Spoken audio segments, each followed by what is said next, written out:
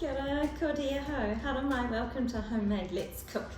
Today we're making Vegemite and cheese scrolls, something for all those Vegemite lovers out there. But you could use Marmite as well if you wanted to, or your form of yeast extract in your country. So what are we going to start with? We need some self-raising flour, and into that I've got 1 teaspoon of sugar. And just on top here, I've got 100 grams of butter or margarine. Of course, we're going to need some of your yeast extract spread, and we're going to need some milk and some cheese. But the first thing we're going to do is we're going to, with our fingers, our clean fingers, is rub the butter or margarine into the self-raising flour. Now that's not going to take too long. If you're a purist, you probably want to use butter and you want to use chilled butter, which generally it will be, but I guess that just means you wouldn't be softening it on that occasion. But I'm using margarine and it's lovely and soft, and that gives me the ability to rub this in quite quickly, which is nice as well. Might not have the exact same result as if we'd used the chilled butter, but this is what we're using on this occasion. So into that, we've got 1 cup of grated cheese, which I prepared earlier, and I'm just going to take a bit of a pinch of that and pop that in here and just give that a little bit of a mix around with your fingers. Create a well, and then we've got 2/3 of a cup of milk. It can be full cream milk or it can be trim milk, it's up to you. And I've just grabbed a knife and I'm just going to give that a little bit of a mix. Now the trick we're going to do with this particular recipe is we're going to keep the dough as soft as we possibly can. So we're not going to over mix it, and we're not going to make it really dry. We're going to put it out on a floured surface and then just put some flour on top of that, rather than giving it a knead. So that mixture is still rather wet. I'm just going to set a few things aside here. I have got the oven on 200 degrees. As I say, we're going to pop this out onto a floured surface and try not to touch it too much if we can. Alright, so onto our floured surface that goes, and you'll see how sticky that actually is. But we're going to try not to play with it too much. So just get some of that flour around the sides, and we might just start incorporating that up the top. So that's not going to stick. So that's really good. Now you could probably get away without having to use our rolling pin, but we will see how we go, because that's flattening out quite nicely. Might just give it a little bit of a roll. So what you want to create is a rectangle.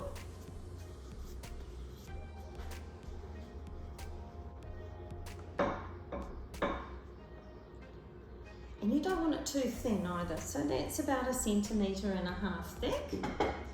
And dimensions wise, we've probably got about 20 centimetres by a little bit over a ruler's length. So we've probably got about 35 centimetres there. Or just make it 20 by 30, whatever's easiest. Now, we've worked out that Vegemite or Marmite, or any of your yeast spreads, are really quite difficult to spread. So I've actually just put the Vegemite that I'm using into the microwave. Now I've put it on small bursts of 10 seconds. I did 10 seconds and then I did 2 lots of 5 seconds. And that has just given it a little bit more of a spreadable consistency. So just spread that generously on your dough. And look, it doesn't matter how much you use. Obviously don't use too much if you're not a massive fan.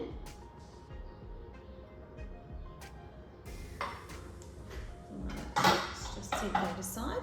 And now on the inside, we're going to add just a little bit more of that grated cheese. Again, you can use as much or as little as you wish. And what we're going to do with this particular one is we're actually going to put some cheese on the top as well.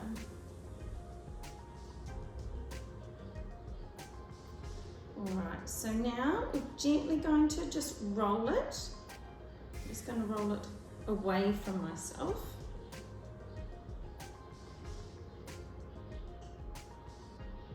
And we're going to create this lovely log.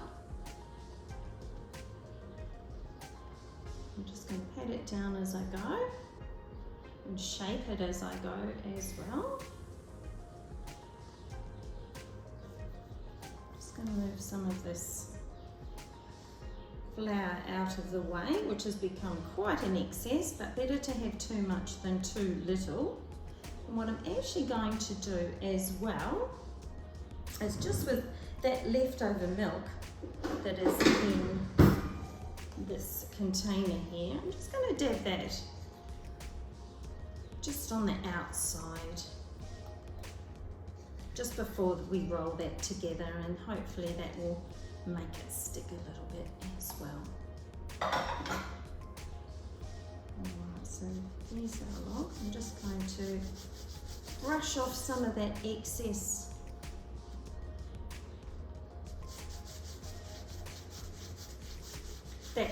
flour there.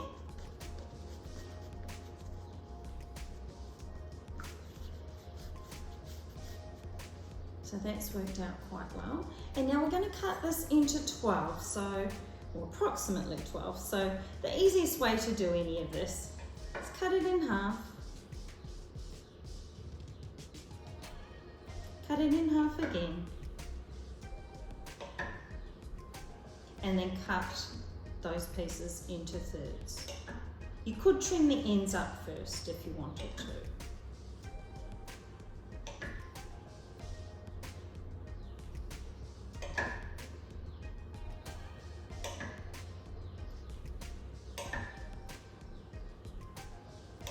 And then it's time to place them on our tray. And of course, I've got quite a bit of a mess on this bench, but that's okay.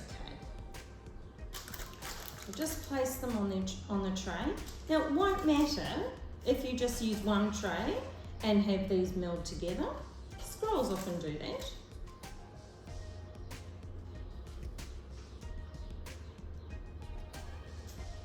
Or, of course, you could put them onto 2 trays.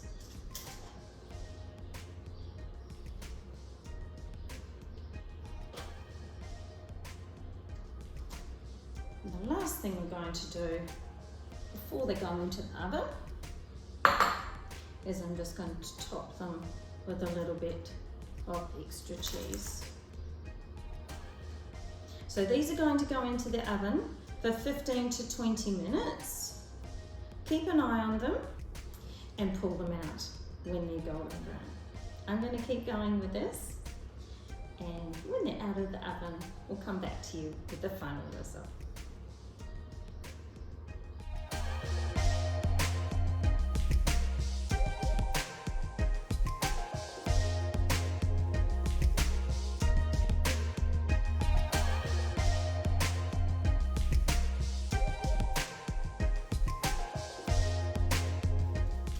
And here are our scrolls, fresh out of the oven.